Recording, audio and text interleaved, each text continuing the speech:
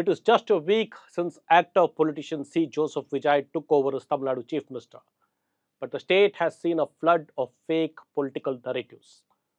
Almost overnight, social media has turned Vijay and his TVK into a factory of historic firsts, revolutionary governance, and unprecedented change. There is just one problem. Many of these claims are exaggerated, misleading, or even completely false.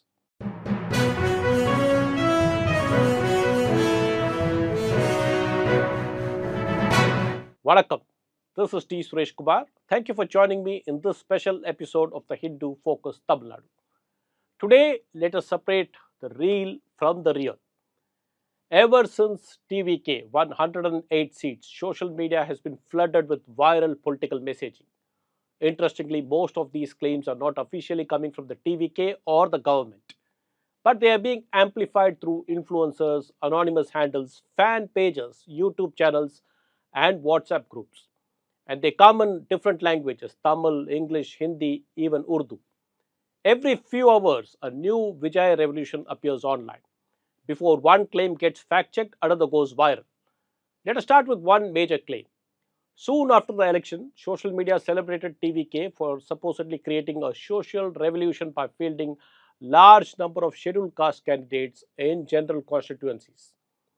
Some posts claimed 5 of these candidates had won in general seats. Some claimed 20 candidates were fielded, and some others claimed that the party had fielded 28 SC candidates in general seats. But the Election Commission's own data tells a different story, as the Hindu found.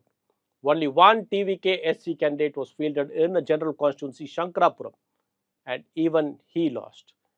On the other hand, in reality, it was the Nam Tamilur Katchi that fielded several SC/ST candidates in general seats. And the only SC candidate elected from a general constituency in this election was Vishwanathan of the Congress from Melur. But by the time this was fact checked, the narrative had already gone viral. And then came the quote unquote humble beginnings campaign. One minister spoke about struggling to pay the rent for his mother's house. Another MLA said he could not afford private transport to come to Chennai. One claimed he came from a family that had a tea stall. Another projected himself as an auto driver elevated by Vijay's politics. Even Vijay said, I know very well what poverty and hunger mean. ஒரு சாதாரண assistant டைரக்டருக்கு பிறந்த ஒரு பிள்ளையா எனக்கும் வாழ்க்கையில் வறுமைனா என்னன்னு எனக்கு நல்லாவே தெரியும். பசினா என்னன்னு எனக்கு நல்லாவே தெரியும். நான் ஒன்றும் பெரிய மன்னர் பரம்பரையிலிருந்தெல்லாம் வந்துடல. There is nothing wrong in humble beginnings. But problems begin when political branding clashes with official records. Because election affidavits of these candidates tell a different story. Several of these legislators declared assets worth crores of rupees. They owned luxury SUVs, they had premium apartments, or they stayed in properties which many middle class families cannot even afford to take on rent. Now, you cannot market yourself as a poor common man politician when you file crorepati affidavits before the Election Commission, because people may forget your speeches, but documents remain to tell a different story. And then came the qualification confusion. Some MLAs publicly introduced themselves as engineers or postgraduates. Even the party official letterpads described them so. But their affidavits mentioned entirely different qualifications. And then social media produced perhaps the funniest statistic of all. Just take a look at this viral message which claimed that the TVK's 108 MLAs included 6 PhDs, 22 postgraduates, 5 IIT engineers, 8 doctors, 40 lawyers and engineers, 25 graduates, 12 higher secondary pass candidates, and 8 class 10 pass candidates. It looks wonderful, no doubt. But there is one point here. If you add up these numbers, the total comes to 126, whereas the TVK only has 107 MLAs because Vijay resigned his Trichy East seat. But the post still went viral. because graphics matter more than arithmetic today. Perhaps the biggest fake narrative surrounding Vijay is this idea that Tamil Nadu has suddenly entered a completely new era, the Vijay era. For example, one viral campaign claimed Vijay gave Tamil Nadu its first woman minister. This is completely false because Tamil Nadu has had two women chief ministers, Jayalalitha and Janaki Ramachandran. Even during the days of the Madras presidency, it had a woman minister in Rukmani Lakshmipati. Post independence, Tamil Nadu has seen several women ministers such as Jyoti Venkatachalam, Ludamal Simon, Satyavani Muthu, and more recently, Valamadi, Gokula Indra, Geeta Jeevan, and Kayalvili Selvaraj. Similarly, another viral claim declared this was the first time a SC minister had received a major portfolio like school education. Again, this is false narrative because Kakkan was Home Minister under Kamraj. Pardi Ilambaladi handled information under the M. Karunanidhi cabinet.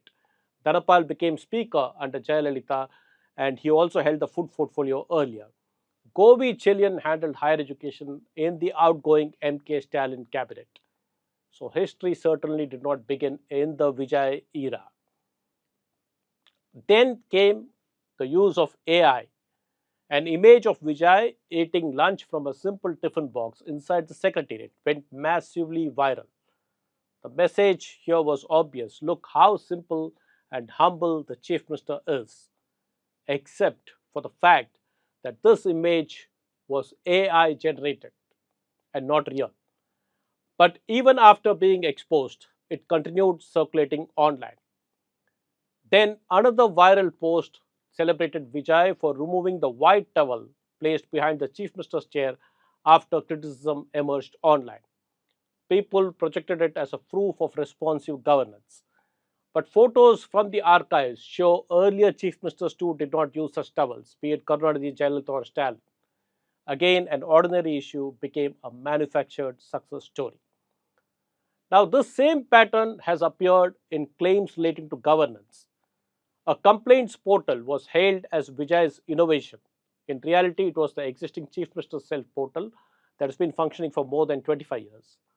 The CM helpline was projected as a new initiative, but it already existed. Panic buttons in buses for women's safety were marketed as fulfillment of Vijay's election promise. But what's the fact here?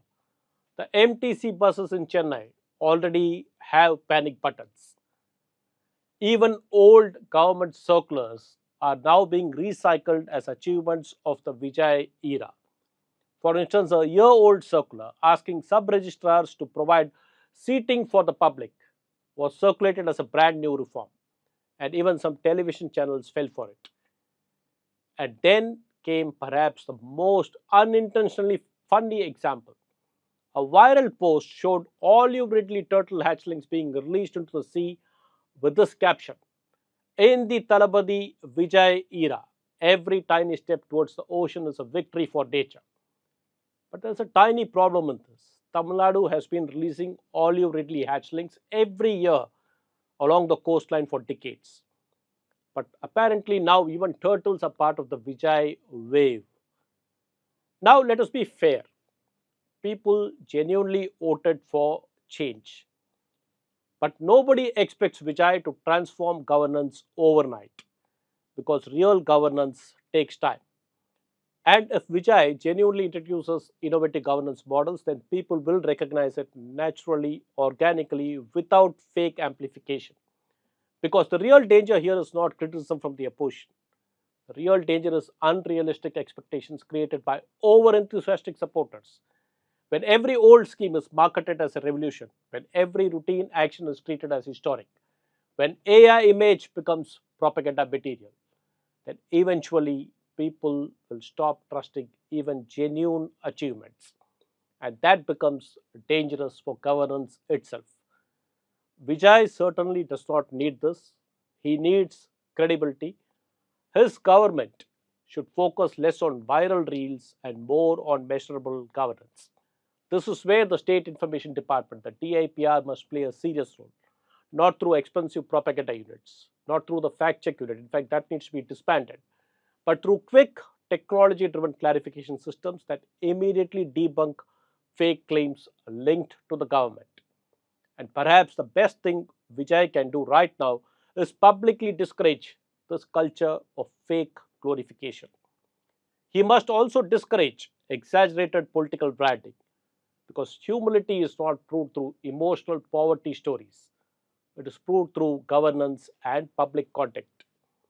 Tamil Nadu does not need governance through viral reels.